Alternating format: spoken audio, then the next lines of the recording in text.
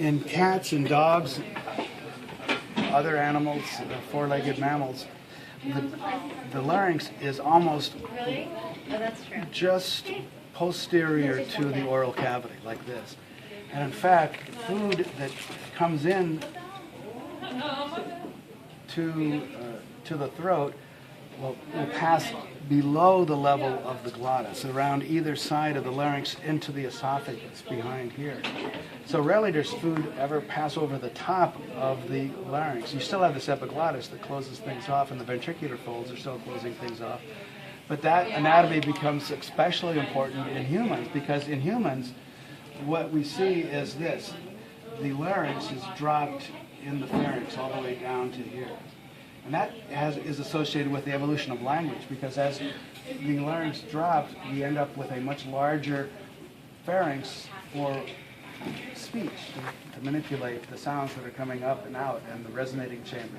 But the price we pay for that is the fact that now we have food coming in over the top of the glottis instead of around the glottis to the esophagus. In humans, it's like this. Cats, dogs, etc., it's like that. So in humans, the epiglottis and the ventricular folds become really important, because food is passing always right over the top of that glottis and not around the sides that we see in other animals. Rarely do you ever see a dog or a cat needing the Heimlich maneuver, for example, because normally food doesn't get stuck. Now my dog Sparky used to cough and stuff, and I never knew exactly what was happening, but I always would tell him, you shouldn't be choking, because let me explain the anatomy to you. Which is kind of interesting.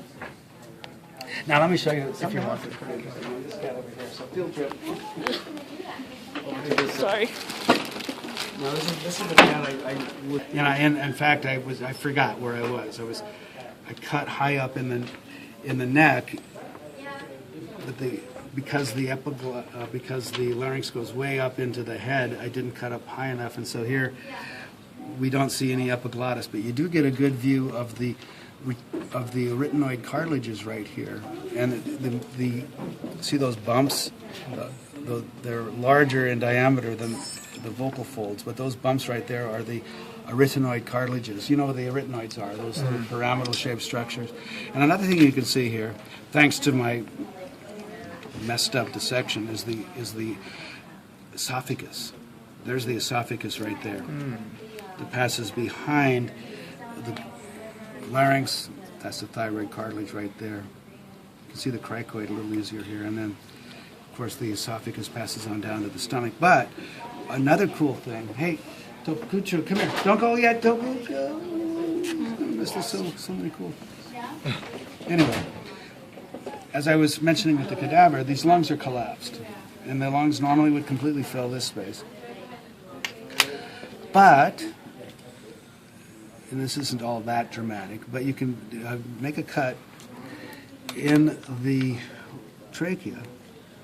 Would that be called a tracheostomy? And I did that right there last night. And you put something like this bottle in place, like that. And then you can inflate the lungs. See that? You see watch the lungs. You're not going to make them explode, are you? No.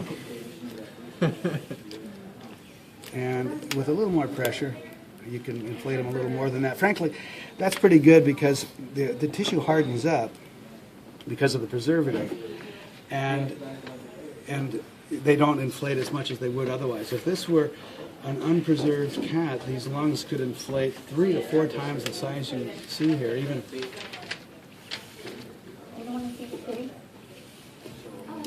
Like that. And I tell you, want to see something amazing? I found this video on YouTube last night where you see this guy, and I'll show it to you, to show you how different a fresh lung would be from a preserved lung. Go back to this guy for one moment, because and really with the fact that we can see this so clearly on the cadaver, I don't know how important it is on the cat. A lot of these cat dissections are with the idea that we don't have a cadaver available, but nonetheless, if you pull the heart out of the way, yeah, it's not worth it. There is the right there, the left and right, excuse me, just the primary and secondary bronchi. But I wouldn't ask this on the cat. It's really not fully dissected. It's still covered with some tissue that's not, so you don't see it fully exposed, but you can see it on